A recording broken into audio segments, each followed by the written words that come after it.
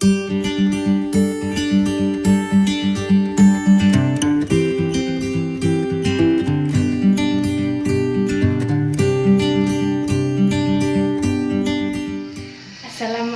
warahmatullahi wabarakatuh. Halo adik-adik, perkenalkan nama Mbak Manafi. Di sini Mbak mau bercerita tentang Nabi Ismail. Tapi sebelum Mbak bercerita, sebaiknya kita berdoa dulu ya, bareng-bareng. Tangan diangkat, kepala menunduk. Berdoa dimulai. Bismillahirrahmanirrahim. Raditu billahi rabba wa bil islami dina wa bi muhammadin nabiyya wa rasulah. Rabbi sidni ilma warzuqni fahma. Amin. Nah, di sini Mbak mau bercerita tentang Nabi Ismail yang tinggal di gurun bersama ibunya. Ayo, siapa yang tahu Nabi Ismail adalah nabi yang keberapa? Dijawab ya adik-adik di rumah. Nah, Nabi Ismail adalah nabi yang ke-8. Nabi Ismail adalah seorang putra dari Nabi Ibrahim alaihissalam dan ibunya Siti Hajar. Suatu hari ketika Nabi Ibrahim hendak pergi, Siti Hajar mencoba untuk menahannya dan berkata, "Wahai Nabi Ibrahim, kau hendak pergi kemana? Apakah engkau akan meninggalkan kami di sini tanpa bekal untuk mencukupi kebutuhan kami?" Nah, Nabi Ibrahim pun tidak menjawab dan tetap beranjak pergi. Kemudian Siti Hajar pun kembali bertanya, "Apakah Allah yang memerintahkanmu melakukan ini?" Kemudian Nabi Ibrahim pun menjawab, "Ya, benar, Allah yang memerintahkanku melakukan ini." Kemudian Siti Hajar pun kembali berkata, "Baiklah, jika Allah yang memerintahkanmu melakukan hal ini, maka Allah tidak akan membiarkan kami."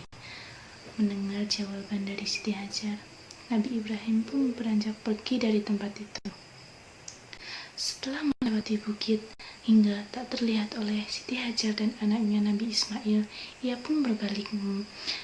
Ia memandang ke arah Baitullah sembari berdoa kepada Allah Subhanahu wa Ta'ala agar anak dan istrinya tercukupi segala kebutuhan hidupnya.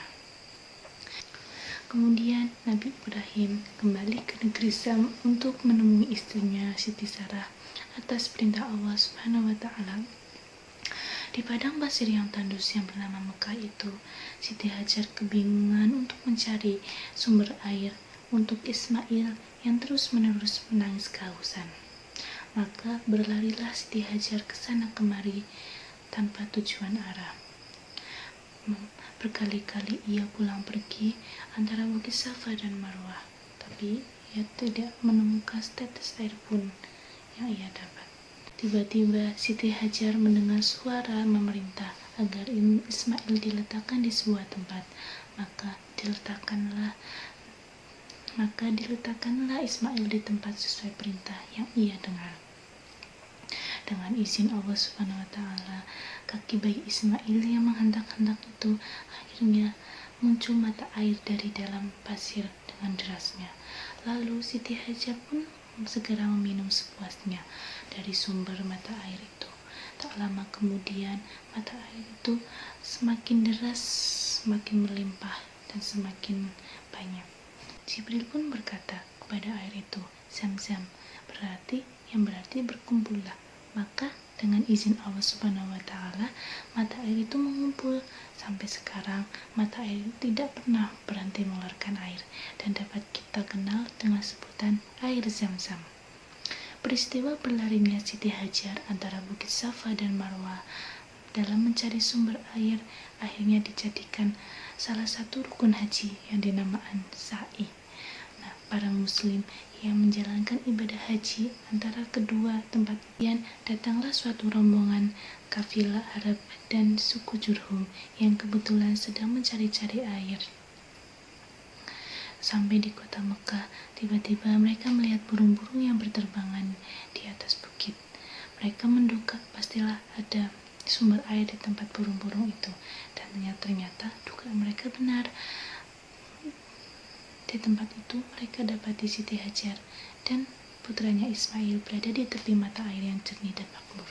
Maka orang-orang Arab itu menemui Siti Hajar dan memohon izin agar dapat mengambil air tersebut.